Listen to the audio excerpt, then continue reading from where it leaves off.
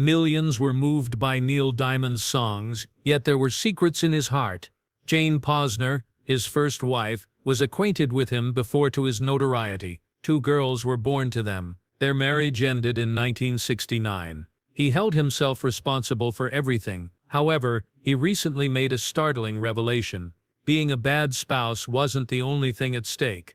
He was deeply resentful. Their relationship was ruined by that suppressed rage. Decades later, he is at last acknowledging the reality of those acrimonious years. On January 24, 1941, Neil Diamond was born in Coney Island, Brooklyn.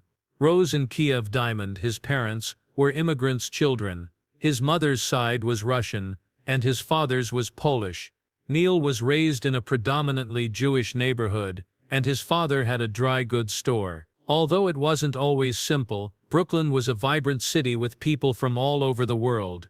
Neil's identity was influenced by this combination of culture and hardship, which followed him throughout his life. Songs such as America and Brooklyn Roads arose from those early recollections of being an immigrant's son, attempting to succeed in New York. However, the family had to relocate just when Brooklyn was starting to feel like home. Kiev served with the army in Cheyenne, Wyoming during World War II. Neil had not yet grown up. The congested streets of Brooklyn were a far cry from the broad, peaceful sky of the West. He fell in love with cowboy films in Wyoming, particularly those that featured music. Wide-eyed, he would watch singing cowboys on the large screen during matinees. They went back to New York after the war and made Brighton Beach their new home. It was difficult to return to a crowded metropolis after being in open landscapes. Neil's emotional depth included this contrast between pressure and liberation. Both are evident in the songs he would go on to write. Neil became a member of the freshman chorus and choral club at Erasmus Hall High School. He was standing on the same risers as Barbra Streisand there. They were just 2 impoverished youngsters trying to make ends meet. They weren't close. He once said that they would congregate and smoke cigarettes in front of the school. Bobby Fischer, the chess prodigy, was another student there. Neil's tenure at Erasmus was brief. He joined the fencing squad at Abraham Lincoln High School after his family relocated once more. Herb Cohen, his best buddy, would go on to compete in the Olympics as a fencer. Neil and Barbra would go on to sing the popular duet "You Don't Bring Me Flowers" years later, demonstrating the progress made by those impoverished Brooklyn kids. Neil received a guitar as a birthday present when he turned 16. The price was not. Everything changed because of that simple gift. He began taking courses and writing songs right away. He really wrote his first song, "Hear Them Bells," at the age of 15 before he even got a guitar. It signaled the start of something significant, although he wouldn't capture it until much later. He wrote more than 38 top 10 singles and sold more than 130 million records thanks to his $9 guitar. He planned to become a doctor and attended New York University on a fencing scholarship, but music kept drawing him back. From a $9 present, that small instrument ultimately led to his Grammy Lifetime Achievement Award. Neil spent a summer in upstate New York's Surprise Lake Camp in 1957. He met the well-known folk singer Pete Seeger there. Despite being on a blacklist during the McCarthy era, Seeger continued to teach music in camps. It was a pivotal moment for Neil. Something sparked when he watched campers perform songs they had composed for Seeger. Later he said that Pete Seeger was the catalyst.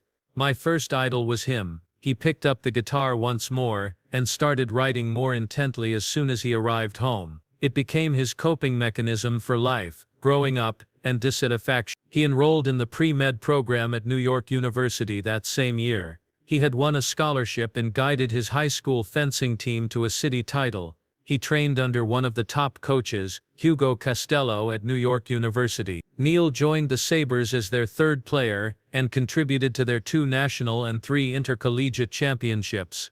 He fenced through 2 matches in a row without getting hit.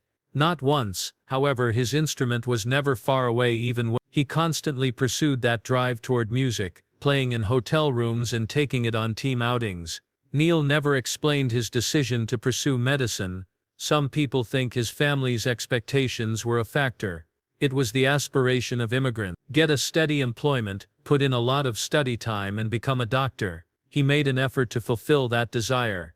He studied anatomy and put in a lot of work, learned mathematics by heart, yet at night he composed music. He wrote chords and lyrics in notebooks during calm times. He jokingly remarked, "I would have been a doctor now if this damn songwriting thing hadn't come up." In actuality though, the tunes never stopped playing for him. He eventually found it impossible to ignore. He started missing school in order to ride the subway to Tin Pan Alley, which is directly beyond NYU's station. "The hub of the world of music publishing. Just a couple more stops," he said. "I was unable to resist the temptation." In class, he would compose songs, which he would subsequently attempt to sell that same day. He was hardly going to lectures by his junior year. It was overtaken by the melodies. He received an opportunity in 1962 that would completely alter his life. For 16 weeks, Sunbeam Music Publishing paid $50 every week. Even if it doesn't seem like much, dropped out because of it. His degree was just 10 credits away, but he turned to leave. According to biographers, he may have continued attending NYU until 1965, but in reality, he had made his own decisions, music or nothing. However, Sunbeam life wasn't glamorous. He was instructed on how to write songs for B-grade performers. There was no room for genuine feeling. Neil Diamond reached a low point in 1962. After 2 unsuccessful singles, Columbia Records had recently dropped him. He detested his job at Sunbeam Music, which only paid $50 per week, so he gave up. Taking a risk, he rented a small storage space above Broadway's renowned Birdland Jazz Club. It was never intended to be a house. Not even a studio was intended, but that's precisely what he made of it. A $30 upright piano could hardly fit in the cramped room. He installed a payphone as well. That was it. His world was that. But something shifted in that tiny space. At last he was alone, just the sound of the jazz club downstairs, and silence. No employers, no deadlines, no pressure. "I wasn't under the gun," he remarked, and then all of a sudden intriguing songs started to appear. He penned Cherry Cherry and Solitary Man there. He was virtually isolated and lived alone. However, that seclusion turned into his breakthrough. He was actually starving. Diamond sold maybe 1 song a week from 1963 to 1966. He spent only 35 cents a day on food.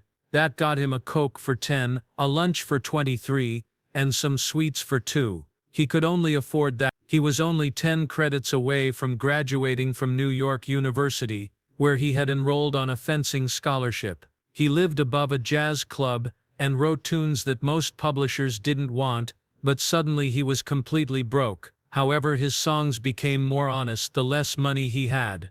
He had no intention of impressing anyone. He was barely making it. For 7 long years, no one wanted what he wrote, but that desperation became true art. Diamond moved from one publishing position to another between 1962 and 1969. His melodies were overly sentimental and sad. His song wasn't catchy enough, they said. They were looking for fast hooks. Instead, Diamond told them stories. He was stranded. When Bang Records declined to distribute his song Shiloh, it was the biggest blow. They desired a lively beverage similar to Kentucky Woman. He was devastated. He once said that writing alone took him 4 months. "Am I right?" I asked. He was struck terribly by those years. He continued to immerse himself into tunes that were repeated over and over. Not sufficiently commercial. It was a deeper issue. Diamond was not designed to create successful formulas. He concentrated on lyrics, while others sought radio-friendly hooks. Emotion, meaning, he had no idea what the purpose of a hook was. He was unable to create anything that Sunbeam Music requested. He only oversaw 5 or 6 tracks in a year at Lieber and Stahler's company. They weren't any hits. Around him, other songwriters were producing pop hits in the meantime. He was not in tune with the system as a whole. However, his honesty, which first rendered him unmarketable, was poised to become the one factor that transformed everything. In 1966, everything changed. One of the best songwriting and production teams at the time, Jeff Berry and Ellie Greenwich, was approached by Neil Diamond. He begged them to produce him rather than offer him a writing gig because he had recently been sacked from another job. Although it was a risky decision, They agreed. In 1964 alone, Berry and Greenwich had already penned 17 Billboard singles. The outcomes were spectacular after they assisted Diamond in landing a deal with Burt Burns' Bang Records. First came Solitary Man, followed by Cherry Cherry. They were both successful. Even Ellie Greenwich provided background vocals. They founded Talleyrand Music, their own publishing house. Then a crazy thing occurred. I'm a Believer, a song by Diamond, was recorded by the Monkees. In America it rose to the top of the charts, and remained there for a continuous 7 weeks. Following years of rejection, Neil Diamond appeared everywhere at once. His debut album, The Feel of Neil Diamond, was released by Bang Records on August. His debut album, The Feel of Neil Diamond, was released by Bang Records on August 12, 1966. His first major singles came from that album, which also served to establish his sound. His 17-year-old cousin took the cover photo beneath the Brooklyn Bridge, reached the 55th position. Cherry Cherry soared to the 6th position. These songs were authentic in addition to being catchy. You could sense their struggle. On the bus he had scrawled several of them. Others arrived after spending a lot of time above Birdland with his keyboard. Studios did not create these. They were born with grit, hunger and quiet. The bargain was sealed by his early TV appearances in 1966 and 1967. He immediately struck up a conversation with the adolescent crowd when he performed on American Bandstand. Even Diamond was taken aback when Dick Clark played Old Video. He saw the throng scream and laughed at his long hair. When Clark questioned him about his hair during one interview, Diamond sheepishly said, "I don't think I looked well in very long hair." In actuality, though, people admired him for who he was, raw, passionate, and intense. However, there was a darker side to Bang Records. Later on, Diamond alluded to organized crime's role in the label's founding. He claimed that several men with broken noses were assisting in getting the albums played. A .38 handgun was even incorporated in Bang's logo. He related a story about his records being generated illegally in New Jersey. It is said that Burt Burns sent enforcers to break legs in order to shut it down. Tommy Ebola, a member of the Genovese crime family, was one of the persons Diamond named. A character named Tommy O'Rourke was introduced in the Broadway production of A Beautiful Noise to reference the actual man who made the threats. When Diamond began to insist on more intimate songs, things became even worse. Bang wanted to listen to songs like Cherry Cherry repeatedly. Diamond desired to develop. The last straw was the argument over Shiloh. Bang wouldn't let it go. He later remarked, "I didn't know how to rewrite Cherry Cherry. I had other things to write." He had no intention of being challenging. He was merely attempting to be truthful. That integrity ran against Bang's business plan. Deep was not what they wanted. They desired radio exposure, and that made it impossible to stay. The backlash was horrifying when Diamond ultimately made the decision to leave Bang Records in 19. He was alerted by friends that the FBI had heard rumors. He can be targeted by a mafia member. He took a loaded .38 with him. To keep his wife and daughter safe, he sent them abroad. Someone attacked his manager. The manager. Nightclub was closed for 3 months due to a stink bomb. Greenwich and Barry were also threatened. Diamond, however, refused to give up. He turned to leave. He signed with Uni Records in 1968. He had always desired freedom, and that relocation brought it to him. In the 1960s, Neil Diamond was already well known, but in 1968, things took a turn for the worst. He put out a song titled Brooklyn Roads that year. It wasn't just another song either. It was a pivotal moment. Diamond had primarily created pop songs that were catchy and easily fit into the charts till that point. Brooklyn Roads, however, was intimate. "It was the most literal and intimate piece I had ever written," he remarked. It discussed his early years, aspirations and origins. It was more than a song. It was an admission. It also signaled Diamond's transition from chasing radio songs to delivering stories that were important to him. This was hardly a sudden change in direction. He wanted to pursue something more serious and sincere after just signing with MCA Records. Songs like And the Singer Sings His Song and The Grass Won't Pay No Mind came next. demonstrating that he was developing into an artist rather than merely a pop star. Diamond then achieved yet another significant milestone in 1970. Cracklin' Rosie became his first #1 single on the Billboard Hot 100 on October 10. Although the Jackson 5 only took the top spot a week later, it knocked Diana Ross from the top. The song came from a strange place. Diamond learned of a hamlet in Canada where there were more men than women while on tour. The unmarried guys would purchase bottles of Cracklin' Rosé, a cheap wine, and refer to it as their weekend girlfriend. That thought stayed with him, and a happy, slightly melancholy song that attracted international notice was born. Members of the renowned Wrecking Crew were among the top session musicians in the industry when he recorded it. Diamond didn't care that some listeners found the lyrics confusing. After previous singles like Sweet Caroline and Holly Holy, the song helped build momentum and became a blockbuster hit. By this time he was not only penning more profound songs but also dominating the charts.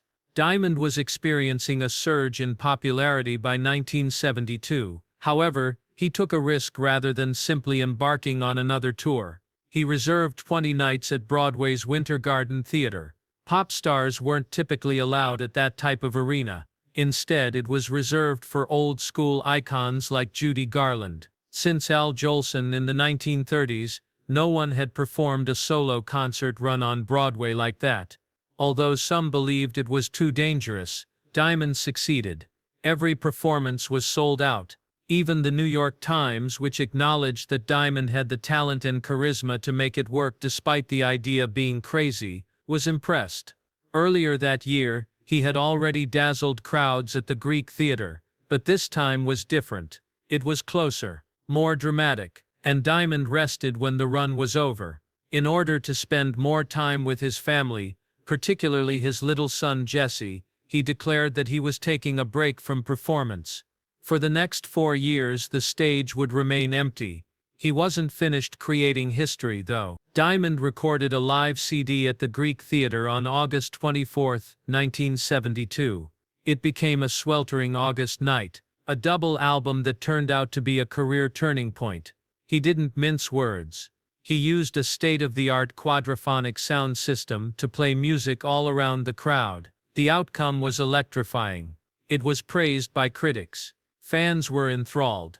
Although the record peaked at number 5 in the US, Australia was the major surprise.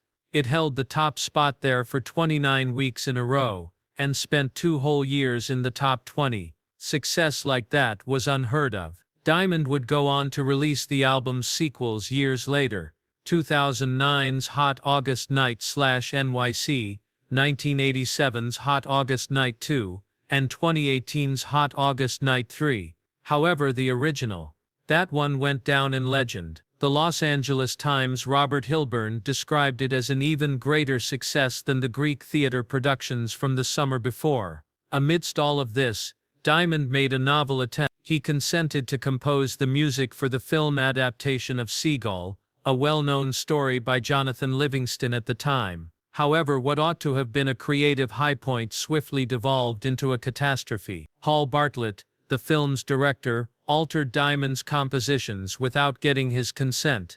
Diamond sued in rage. Richard Bach, the author of the book, even initiated a lawsuit.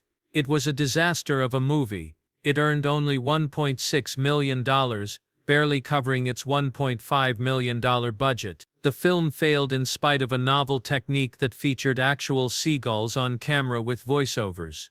Diamond's soundtrack, though, that was a different matter. In addition to selling over 10 million copies, it earned him a Golden Globe for Best Original Score and a Grammy for Best Score Soundtrack Album. Diamond included a 6-song suite from the soundtrack in his concerts, including his 1976 Love at the Greek Show, because the music elevated the movie to such a high level. He even put out a studio version in a box set years later. Diamond believed that although the movie was a disaster, the music sent a different message. Diamond used power in the midst of all of this chaos. He left Uni Records in March 1973 to sign a $5 million contract with Columbia Records, the largest in music history at the time. He received $1 million for 5 albums. That's around $7.1 million per record in today's currency. Diamond met Columbia's high-stakes wager. He already had 8 gold records to his credit. He now had complete creative power thanks to this new agreement. He was able to write songs more deeply and experiment with his sound more because of that freedom. The pact altered the entire business, not just his career. It demonstrated that successful artists could demand and receive enormous sums of money as well as complete autonomy. Diamond had raised the bar. Ironically, Hollywood kept putting him to the test despite the success of his songs. The soundtrack to Jonathan Livingston's Seagull became a cultural force despite the film's criticism. It received critical acclaim worldwide and remained on the charts for almost a year. His live performances began to include songs like Bee, Skybird and Lonely Looking Sky. The music endured despite all of the court battles and backstage intrigue. Those critics who disapproved of the movie were forced to acknowledge the influence of the soundtrack. Diamond appeared to produce musical gold even in his most trying times. He was prepared to transfer once more by 1976. He and the band's Robbie Robertson collaborated on the release of Beautiful Noise that year. Woodstock was where the two had first met, but didn't take their collaboration seriously until they got back in touch in California. They spent 6 months creating an album that combined Robertson's rustic layered sound with Diamond's narration. The band's other member, Garth Hudson, contributed his trademark organ.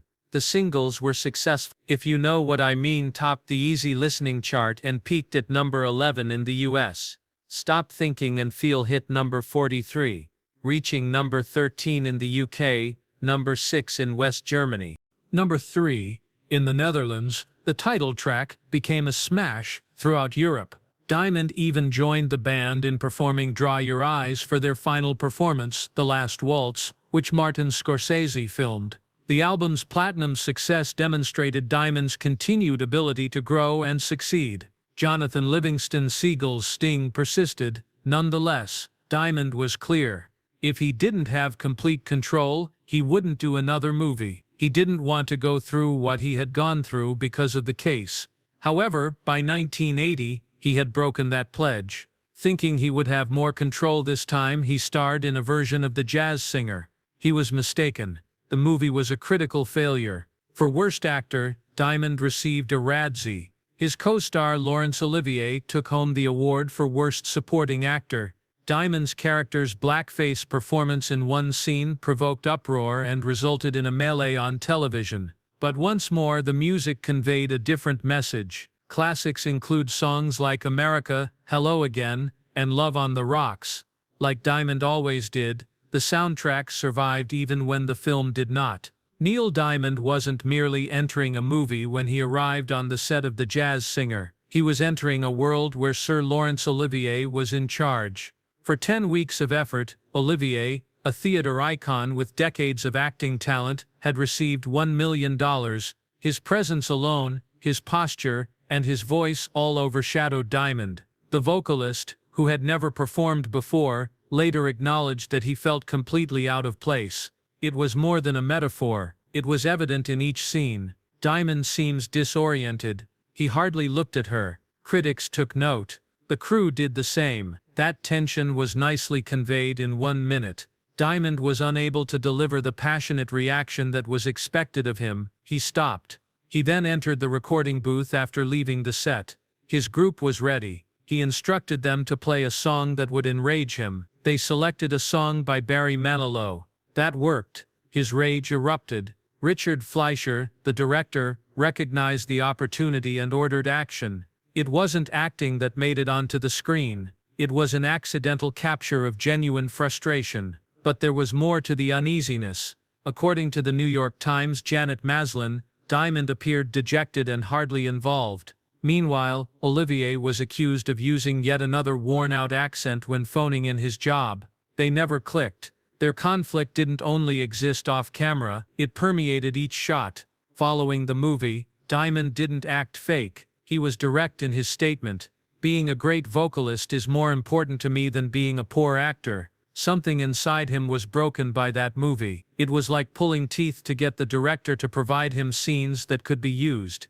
The scar from the encounter persisted for decades. He did return to the big screen once, making a brief appearance in Saving Silverman 20 years later. Even so, he said, I'll be a singing serial killer if I ever do a movie again. The ache persisted. He became the first ever winner of the Razzie Award for Worst Actor, despite the fact that the movie's soundtrack was a hit and he was nominated for a Golden Globe. After that, Diamond had offers, but she never made another attempt. He was aware that he belonged somewhere else than in front of a camera. Diamond had another life long before he became famous. He met Jayne Posner at the age of 17, just out of high school. She was with him before to the popularity and the limelight. In 1963, they were married. Couple has 2 daughters, Ilan and Marjorie. The marriage appeared stable at first, but by 1967, just as Diamond's career was taking off, it was disintegrating. That year they split up,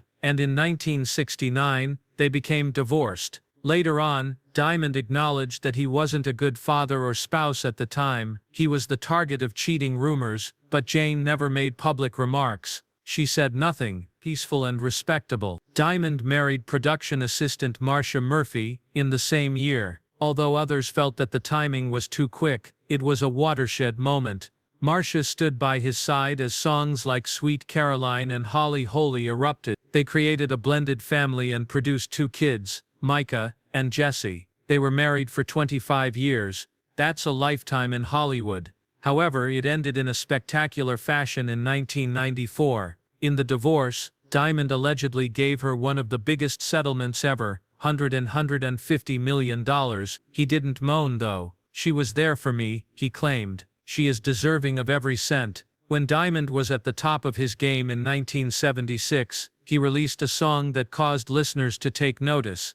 It wasn't like his previous hits, if you get what I mean. It was emotional, brooding, and ambiguous. Others guessed a deeper meaning, but he claimed it was about a youthful romance with an older woman. Critics believed it suggested marital discord, and possibly even remorse. Phrases like too personal, felt personal, and gave it away for the sake of a dream. It didn't sound like Cracklin' Rosie's self-assured Diamond. It sounded like someone battling the consequences of being famous. He was ready to utter what he had previously been unable to say by 2012. He held himself responsible for his failed marriages in an unvarnished interview.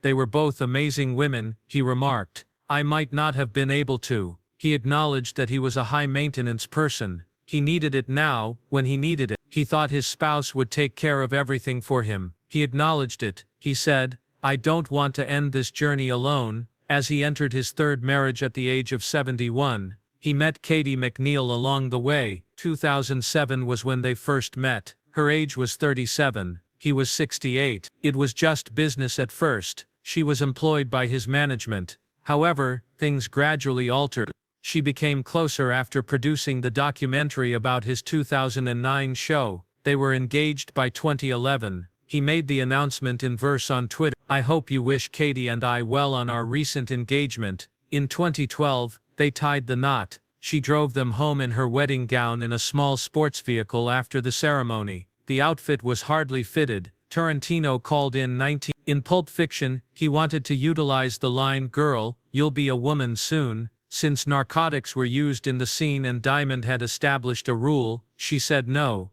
Scenes involving drugs or smoking would not feature any of his songs. Eventually though, he approved of a cover version. It was the correct thing to do. The song improved Diamond's back catalog, in addition to elevating the mood of the movie. Sales increased. Tarantino, who discovered the song by chance at a Dutch record store, described it as a really cool track that just stuck with me. However, not all of Diamond's lyrics held up over time. I Am, his hit from 1971. For one phrase, not even the chair, what I said turned into a comedy. Dave Barry made fun of it. Is Neil shocked that he was not heard by the chair? The fans were incensed. Later, Barry made a joke about Neil Diamond being God. Play Me was another target. The lyric and song she sang to me made grammar aficionados go crazy. In past songs, Diamond had made appropriate use of brought. Thus, this was not an error. It was a decision that wasn't widely accepted. To correct it, listeners even rewrote the lyrics.